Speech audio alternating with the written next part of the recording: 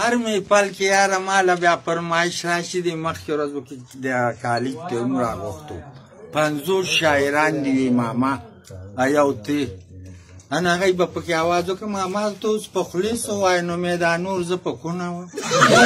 پښتو هم اړولې شوې ده که نه وې په خولې څه وایې لکه خاکه نه وه نوم نه ورته خو ما خو تعلیم معلم نه ده کړی جټ غوندې کې هم خو وګرځېدم د جونګړې نه تر کلبه نو هر څه پته راته ولګېده نو ای ماما زه ته پکې په خولې څه وایې نو همدا نور زه په کونه وم خو بس هغه خبره یې زه ورته وکړم وایي د پېښور نه یو سړی سره تعلق جوړ شوی دی او بابا نو پخوا دا یارانې به ډېرې مضبوطې یا رشتې به پکې وشوې چې دوست به شو انا هغه ته یې راشه یاره زموږ کلي ته چته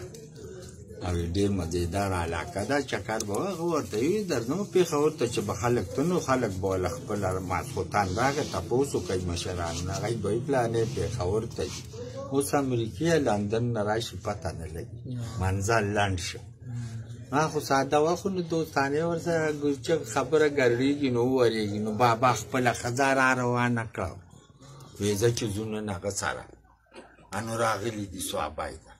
چې راغلي تپوس یې کړی د هغه د مکان نو چا ورته کور خو نو موبلیل خو نه وي هغه مال اوس خو په موبلیل یې اشاري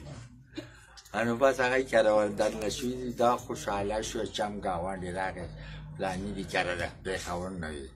مېلمانه راغلي دي او د سره یې دوستانه وه درنه یې کړه خبره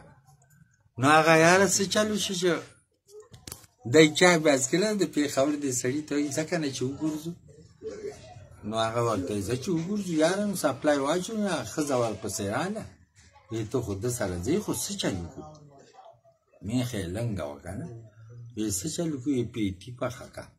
ښاریانو به پیټي نه پېژانده هغوی به راوج دال خوړل اوس یې دلته مینګه هم خورو نو یې بس پیټي جوړه کړه بس دی ګرځېدو نه چې راغلي دي نو لاس یې وینځلي 2 کټې جوخ کړه پیړي جوخته کړه غلبېل یې پکې کېښود دا کالوخاني طالب یې ورته ډک د پیټای نه نو چې هغه یې رانږدې شو نو مېلمه ته د پېښور وایي وارو که زه به درته ووایم نو بیا به یې خورې نو هغه غوړي وله سوچه راړه پیاله یې نیمه غوړي پکې واچول چوري یې کړه ورته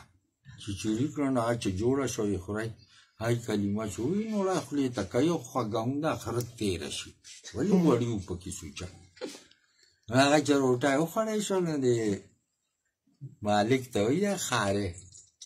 وایي دا څه شی و یاره نو خوښه وه نه چرګ او بلا خواږه وایي دې ته جي پیټي وایي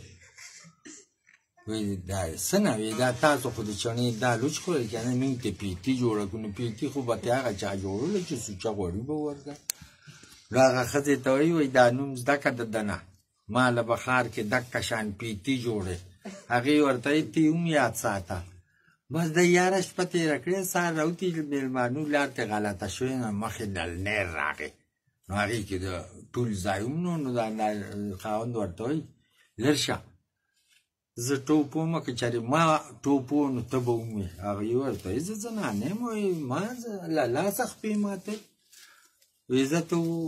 ټوپ نو هغه نښه مقرر کړه او یو ټس یې ختن نارینه هلته په غاړه پرېوت دې ته وایي دا کپان کې نه رادو کړه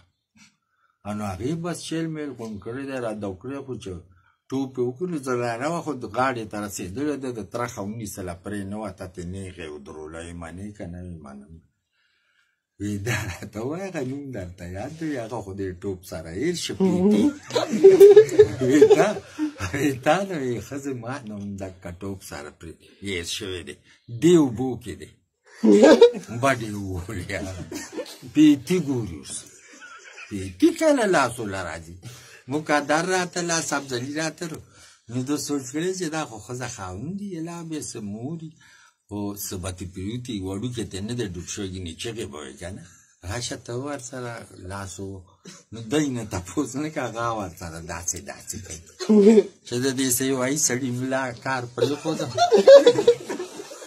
پېښور والا سړي له داسې په لپه اوبو بسې که د دې نه خو پیټي جوړ کړی تا ومونته دکې پسې ګرځي نو یو شینه پیټي جوړ چې بیا شي که نه نو هغه ګوره سړی نه وړي بیا که نه وشوه یاره